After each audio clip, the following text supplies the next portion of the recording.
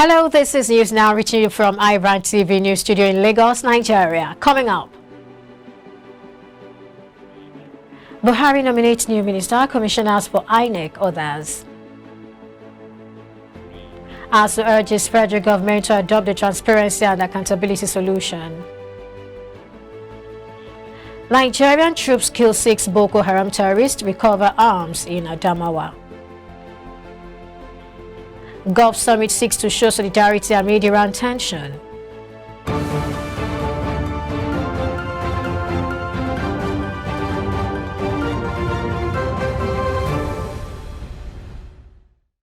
Glad to have you join us, and here are stories making headlines at this hour. I am Perpetua Fasami Peter. Now the news in detail. President Muhammadu Buhari on Tuesday nominated Mr. Muazu Jaji Sambo from Taraba State as the Minister of the Federal Republic of Nigeria. Senate President Ahmad Lawan read Buhari's letter urging the Senate to screen and confirm the nominee for appointment at plenary on Tuesday morning. Buhari also nominated 6 national commissioners and 1 resident electoral commissioner for the Independent National Electoral Commission (INEC). The National Security Advisor, NSA, Major General Babagana Monguno, has named 3 groups supporting terrorist organizations in the Sahel region. He identified them as Jamaat Nasral Islam wal Muslimin, JNIM, the Islamic and Muslim Support Group, GSIM, and Islamic State in Greater Sahara, ISGS. Monguno made the disclosure on Tuesday in a speech delivered at the 14th workshop of the League of Ulamas, Preachers and Imams of Sahel countries in Abuja. In his words, terrorism and the rapid escalation of violent activities by militant Islamist groups in the Sahel since 2016 have been primarily driven by the Islamic State in Greater Sahara, ISGS, which mainly operates in Mali and extends to the Niger Republic and Burkina Faso. The situation in the Sahel, according to the NSA, has never been grimmer as extremist violence continues to spread, with the number of internally displaced persons, IDPs, rising, an increasing rate of food insecurity. The Nigerian army on Tuesday said its troops killed 6 Boko Haram terrorists in gun battle at Sabongiri in Madagali local government area of Adamawa. Brigadier General Abdulwahab Itayo, the acting general officer commanding GOC 7 Division Nigerian Army, disclosed this in an interview with the media. Mr. Itayo said that troops of 28 Task Force Brigade, Operation HADIN Kai OPHK, achieved the feat while acting on credible intelligence that some insurgents were making advancement for attack. He said that the troops ambushed the terrorists, killing 6 of them, while several others escaped with fatal gunshot wounds in the encounter. The ISWAP terrorists were forced to withdraw in disarray and run towards the axis of Limu, while troops trailed the other fleeing terrorists and neutralized them, he said. Mr. Itayo disclosed that the troops recovered 2 gun trucks, 2 anti-aircraft guns, 4 AK-47 rifles, 4 magazines, among others. The commander lauded the troops of 144 Battalion for their gallantry, adding that the troops dominated the area with aggressive patrols to ensure total annihilation of the terrorists. The House of Representatives has ordered an investigation into rising killings in Plateau State linked to banditry, particularly in Wase local government area and adjoining communities. This is as the House expressed worry over the allegation that the police in the area are setting suspected bandits free after being arrested and linked to some attacks. Speaker Femi Gbajabiamila during plenary on Tuesday named an 8-member committee to immediately investigate the allegation. According to the statement published on the House-verified Facebook page, the resolution followed a matter of urgent public importance moved by the Deputy Speaker of the House, Representative Ahmed Idris Wase, to call attention to the deteriorating security situation in his constituency. According to him, the bandits are regrouping in places like Wase after they were dislodged by security forces in Borno, Zamfara, Sokoto, Kaduna and other locations where insurgency and banditry thrive. The committee, which is chaired by the chairman, House Committee on Rules and Business, Rep. Abubakar Fulata, has 2 weeks to turn in a report. The Academic Staff Union of Universities, ASUU, has urged the federal government to adopt the Transparency and Accountability Solution (UTAS) platform for the payment of their salaries and other entitlements. The union called on the federal government to pay the salary arrears of lecturers owed salary for 22 months for their refusal to be captured in the Integrated Personal Payroll Information System, IPPIS. Dr. Anekan Brown, the zonal coordinator of ASUU Calabar Zone, who briefed newsmen on Tuesday in Calabar, said that the situation had caused untold hardship on their members. Brown said that refusal to pay the affected lecturers may cause the union to embark on industrial action. In his words, it is not in any way unkind of us to demand our due by calling on our members to down tools, especially when confronted with malignant policies which are against the survival of the Nigerian public university system. The Department of State Services has denied speculations that the leader of the indigenous people of Biafra, IPOB, NNAMDI KANU, was being maltreated in its facility.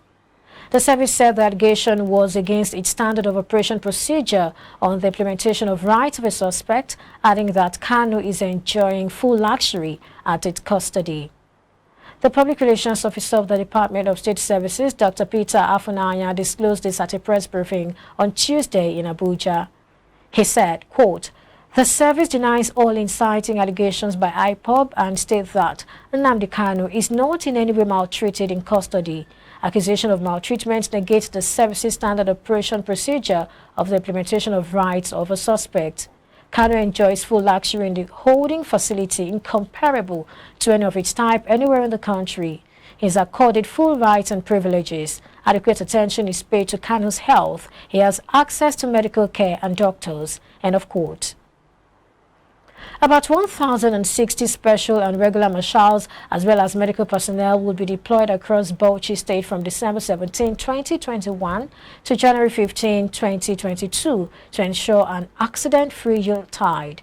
According to a statement signed by the Sector Commander, FRSC, Yusuf Abdullahi, the FRSC would be collaborating with the Federal Road Maintenance Agency to fix all bad segments of the highways and also clear obstructions on the road, adding that the command has completed the preparation to ensure RTC-free Christmas and New Year festival.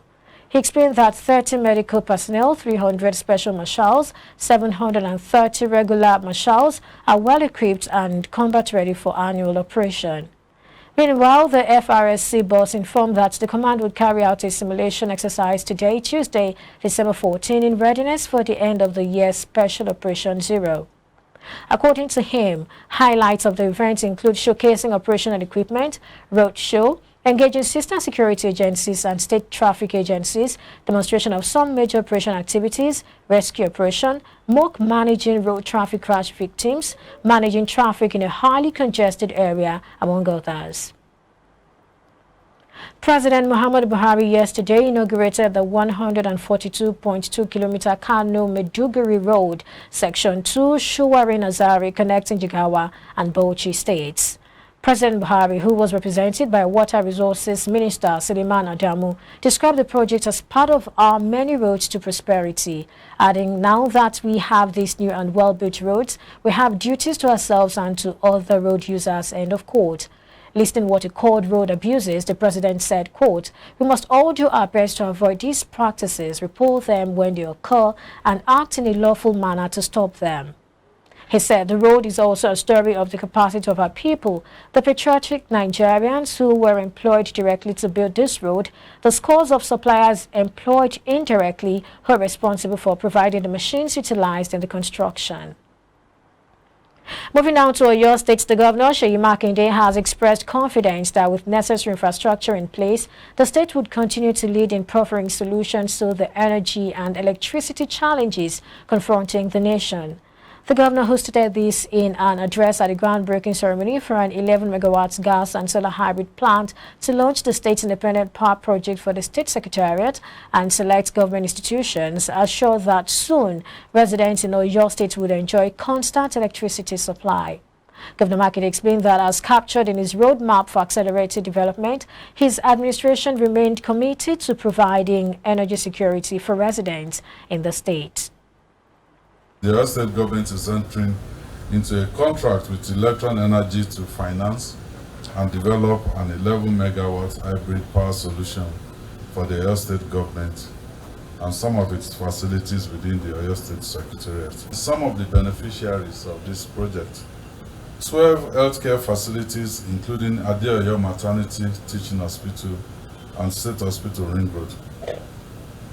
As you may know, our administration has invested heavily in world-class diagnostic and treatment equipment at these hospitals, with a direct impact on about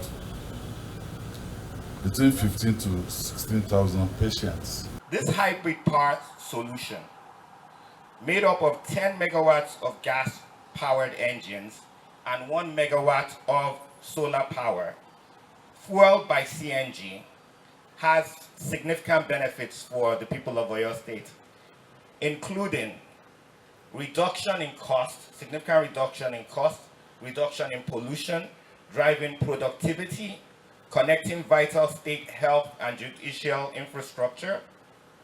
We look forward to developing this project and handing over the project to the state, which we will continue to maintain in 6 months. Because of the investor-friendly disposition of this administration, led by His Excellency Governor Seyi Makinde, we are able to reach an agreement where the state will not pay a single kobo until the power is actually available. The design is CNG-based and feeds into the state's vision to get ahead of the curve in terms of the direction that the world is going in by decreasing our use of dirty fossil fuels. You're watching news now. More stories from the African scene after this break. Stay with us.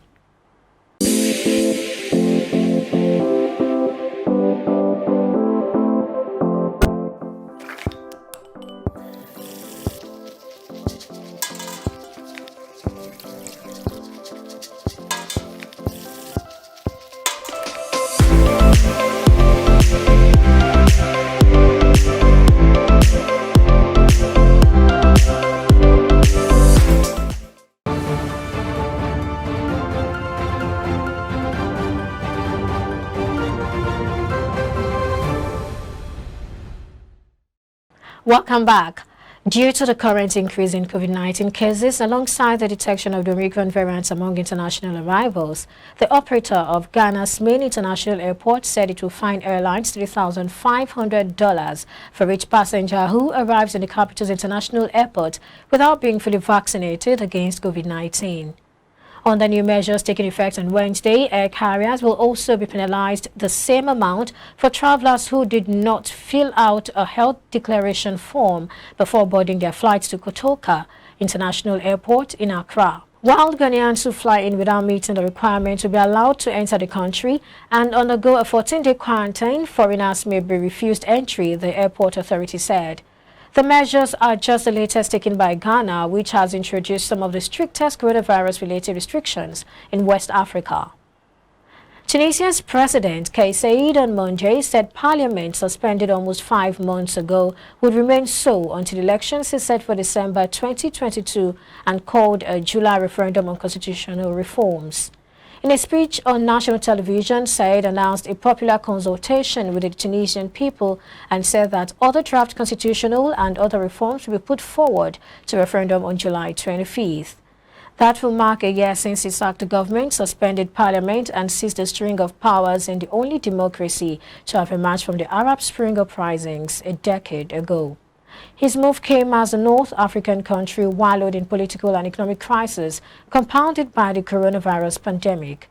Said, who has been a sharp critic of the North African country's 2014 constitution, said a nationwide public consultation would take place from January 1 until March 20 to gather suggestions for constitutional and other reforms. Moving on to the foreign scene, Gulf Arab leaders gather on Tuesday for an annual summit expected to stress cohesion after a deep rift at a time of regional concern over Iran and rising economic rivalry within the oil-producing bloc. The Saudi Crown Prince toured Gulf states ahead of the summit, which comes nearly a year after Riyadh put an end to a 3.5-year Arab boycott of Qatar that had shattered the U.S.-allied Gulf Cooperation Council. Saudi Arabia and non-Gulf Egypt have restored diplomatic ties with Doha, but the United Arab Emirates and Bahrain have yet to do so, though Abu Dhabi has moved to mend fences. Saudi media said Crown Prince Mohammed bin Salman's tour aimed to highlight solidarity as global powers seek to revive a nuclear pact with Iran amid deepening Gulf uncertainty about the U.S. role in the region. UK Health Secretary Sajid Javid on Tuesday said Britain will on Wednesday remove all 11 countries from its COVID-19 travel red list due to the community transmission of Omicron. The British government added the Southern African countries to its red list in late November, meaning that entry was only allowed to UK citizens or residents who then must quarantine in a hotel in a bid to slow the spread of the Omicron variant. Quote, now that there is community transmission of Omicron in the UK and Omicron has spread so widely across the world, the travel red list is now less effective in slowing the inclusion of Omicron from abroad, end of quote. Whilst we will maintain our temporary testing measures for international travel, we will be removing all 11 countries from the travel red list effective from 4 a.m. tomorrow morning, he said. Britain requires all inbound travelers to take either a PCR or a rapid lateral flow test a maximum of 48 hours before departure. The 11 countries which will be removed from the list are Angola, Botswana, Eswatini, Lesotho, Malawi, Mozambique, Namibia, Nigeria, South Africa, Zambia, and Zimbabwe. And coming up next is business news with Omobolanle.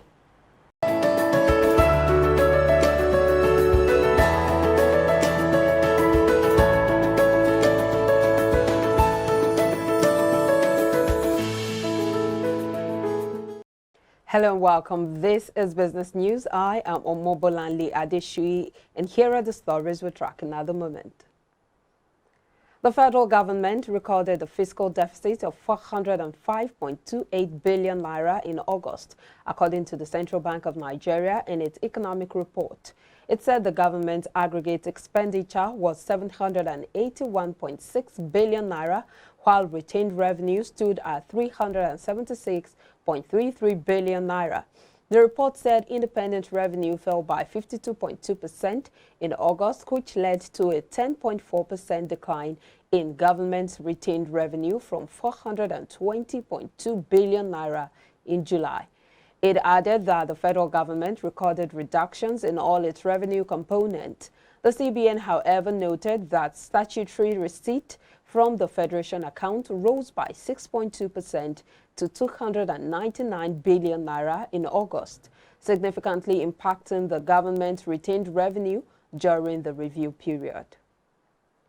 And the Nigerian National Petroleum Company NNPC Limited spent 83.3 billion naira on the country's non-functional petroleum refineries in the first 10 months of 2021, according to latest data from the National Oil Company.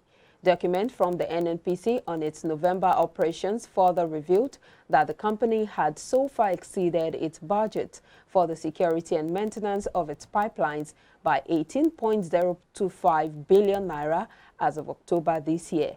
The data on the company's performance from January to October indicated that besides petrol subsidy, the expense on the dormant refineries is one of the few cost centers that will be almost fully funded by the end of the year from the NNPC's budgetary projections for the year. A breakdown revealed that 8.3 billion naira was forecast as monthly spending for the purpose, which the company had faithfully executed for the year. Going by the trend, the NNPC spending on refinery rehabilitation will hit 99.9 billion naira by the end of this year. We cannot see any economic development or manufacturing activities standardized to the point where we produce what we eat without stability in the power sector. End of quote. These were the assertions of legal practitioner and power consultant Okena Nebedum in reaction to President Muhammadu Buhari's 2022 finance bill, where 300 billion naira was allocated to the power sector. Nebedum spoke earlier on IBRAN TV's flagship morning show, Business Breakfast. Can't see an economic development or manufacturing activities stabilize to the point that we produce what we eat first before we talk about exporting without a stability in the power sector. 300 billion here, but if we segment it to the industry value chain, Right. we want to know whether they are going to address where the need is in particular. Because if you observe the value chain in the power sector, it is not in the retail, Right. neither is it in the generation. But I think the weakest link is the distribution. And still in the power sector, the debt owed to Nigerian banks by operators in the power sector rose by 11.85% in 1 year to 819.97 billion naira in August this year, amid the lingering problems plaguing the sector since it was privatized over 8 years ago, according to the Central Bank of Nigeria data. It was reported in July last year that the core investors in the distribution companies were looking to restructure the loans advanced to them by banks for the acquisition of the power asset.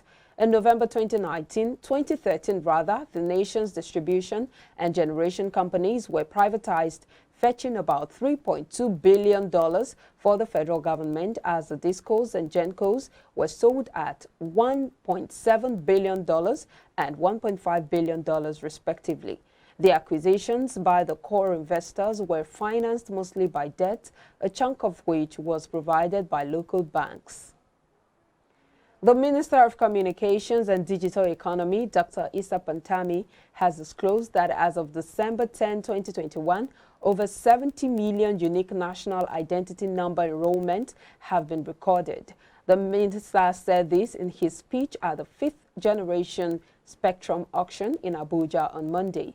According to the minister, the number of enrollment recorded moved from 40 million in September 2020 to over 70 million as of December 10, 2021, showing an increase of 30 million in slightly over a year period.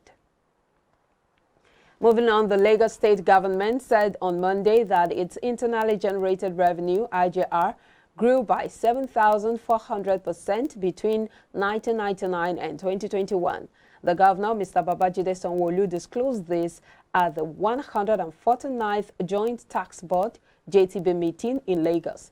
According to a statement, the JTB is a quarterly conference of chairmen of Inland Revenue Service from the 36 states of the Federation and the FCT to appraise performance and deliberate on tax issues at various levels of government across the country. Sanwo-Olu, who was represented by the Commissioner for Finance, Mr. Rabiu Olowo, said Lagos remained the largest contributor to national non-oil revenues by way of corporate income taxes, value-added taxes, custom duties, and port charges, among others. And oil marketers on Monday attributed the widespread queues for premium motor spirit, popularly called petrol, in Abuja and environs to the lingering crisis in the supply of the commodity. It was also learned that many tank farms were not dispensing products on Monday due to hitches in the supply of petrol. This led to several queues in most filling stations in Abuja that dispensed PMS, as many others were locked up. The two filling stations, KANU and Total, located in front of the Abuja headquarters of the Nigerian National Petroleum Company Limited, had long queues of motorists. Providing explanation on what led to the massive queues on Monday, the National Public Relations Officer, Independent Petroleum Marketers Association of Nigeria, Chief Ukadike Chinedu, stated that many depots were not dispensing products to retail outlets because they lacked products. Well, that's it from the business desk. A very big thank you for watching. I am Omobolanle Adeshui. Bye for now.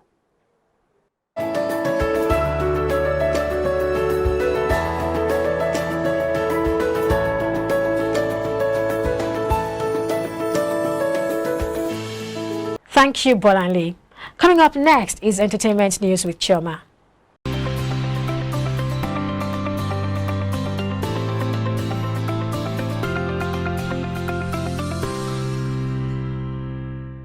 Hello and welcome to Entertainment News. I am Chioma Amewulam. Kim Kardashian has cleared a key hurdle in her unconventional quest to become an attorney. The reality television star and entrepreneur said Monday on Twitter that she passed California's first-year law student examination, a day-long test required of aspiring lawyers in the states who are not taking the traditional path of attending an accredited law school. OMG, I passed the baby bar exam, she wrote to her 70.7 million followers. For anyone who doesn't know my law school journey, this wasn't easy or handed to me. Passing the test, better known as the baby bar, means Kardashian can continue her legal studies and will be able to take the full bar exam. She said in 2019 that she was studying to become a lawyer through what is known as the Law Office Study Program, in which would be attorneys trained under the supervision of an experienced lawyer or judge. California is among the handful of states that has such a program and is the only one with a baby bar. Pass rate information was not yet available for the October 26 exam that Kardashian took, but only 21% of those who took the exam in June passed, less than half the rate for the state's most recent regular bar exam. Congratulations to her. Moving on, legendary Mexican singer Vicente Fernandez, an emblematic figure of ranchera music, died on Sunday at the age of 81, according to a message posted on his official Instagram account. Fernandez died at 6:15 a.m. local time, the post said. He had been suffering medical complications after a fall at his home that injured his cervical spine and required an operation. Known as El Charro de Huantitan, for the town where he was born in the western state of Jalisco, his lyrics of love and heartbreak spanned more than 5 decades. His prolific career was widely considered an essential part of Mexican popular music. With a signature thick mustache and long sideburns, the singer of classic hits like Mujeres Divinas and Por tu Maldito Amor performed to packed houses on stages in Europe, the United States, and Latin America. In 2016, Fernandez retired from the stage with a final concert of nearly 50 songs at Mexico City's Azteca Stadium. Rest in peace, Vicente Fernandez. And that's it on Entertainment News. I am Chioma Amaebulam.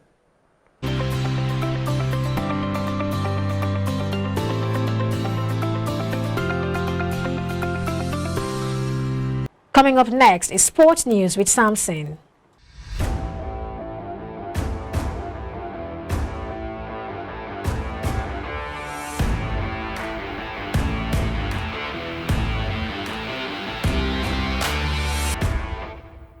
Manchester United defender Victor Lindelof has undergone several tests following breathing difficulties he experienced in a match against Norwich City on Saturday.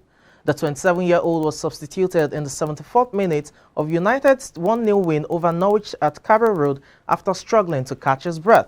Lindelof's breathing difficulty during the match on Saturday is not believed to be related to the COVID-19 outbreak at the club, which has led to the postponement of the league match against Brentford on Tuesday.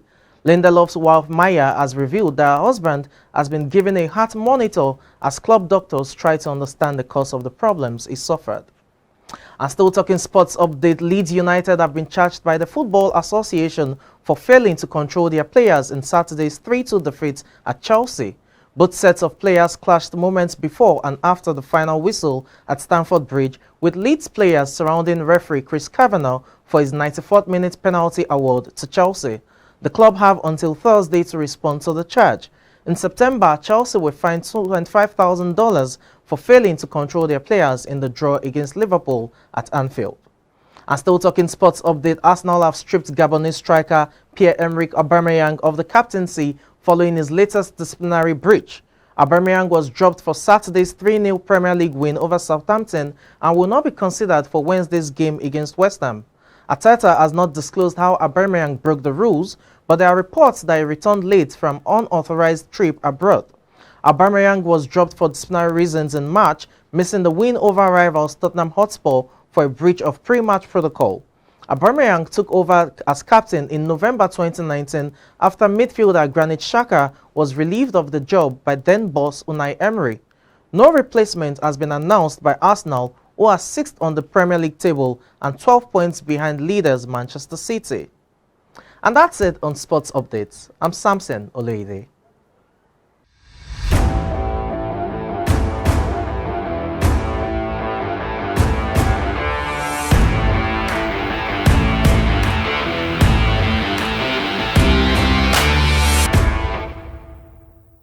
It's a wrap on News Now. Thank you for watching. I am Perpetua Fasami Peter. Do enjoy the rest of the day. Bye for now.